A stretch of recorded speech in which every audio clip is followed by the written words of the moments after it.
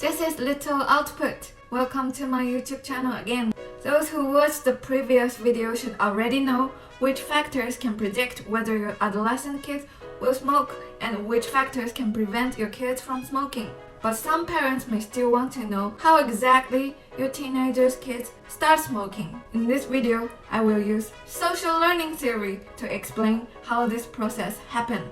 Social learning theory is a theory proposed by American psychologist Albert Bandura.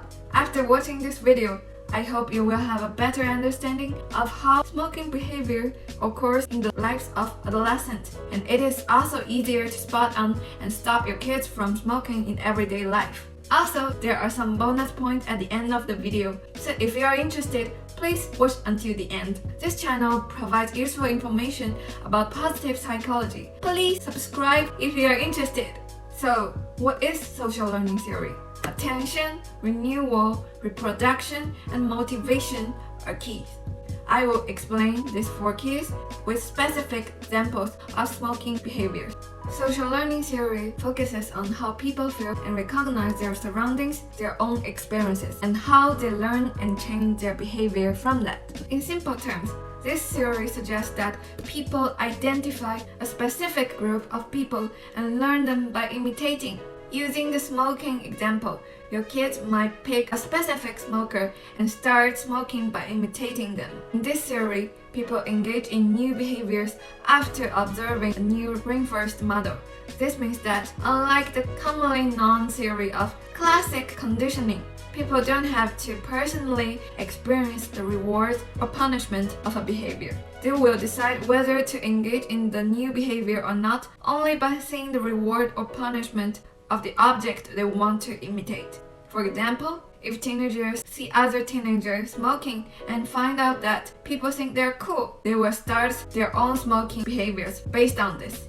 This theory places a lot of emphasis on the social environment around the person, which is why this theory allows you to have a more empathetic understanding of how smoking behavior occurs.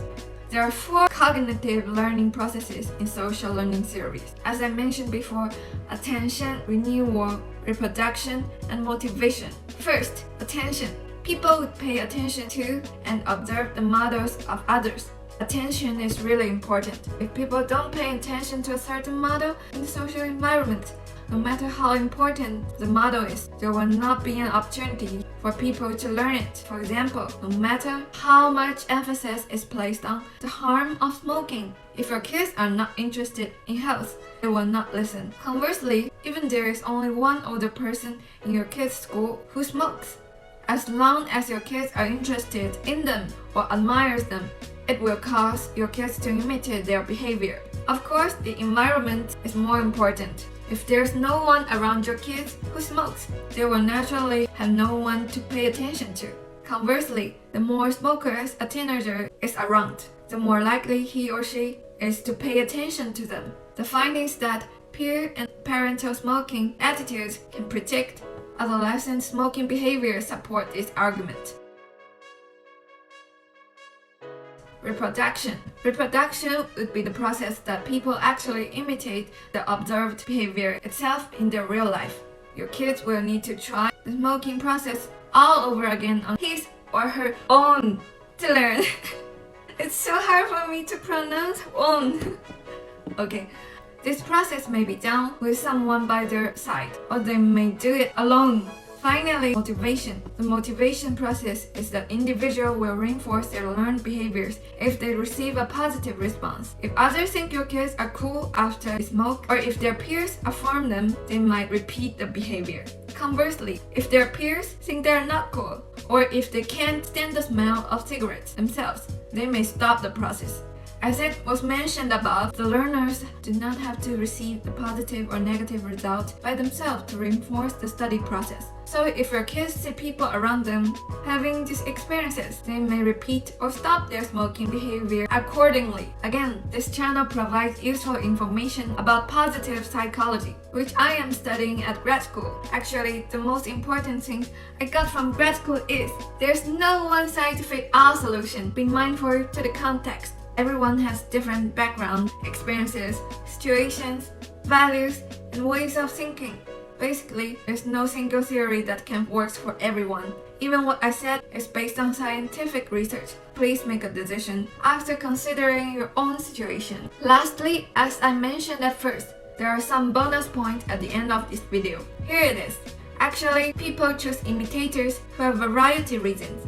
People with different personalities and values will choose different targets to imitate, even in the same environment. That is why it's hard to prevent smoking. But going back to the previous video, you can see which characteristics make people more likely to choose and imitate smokers. The link is down below.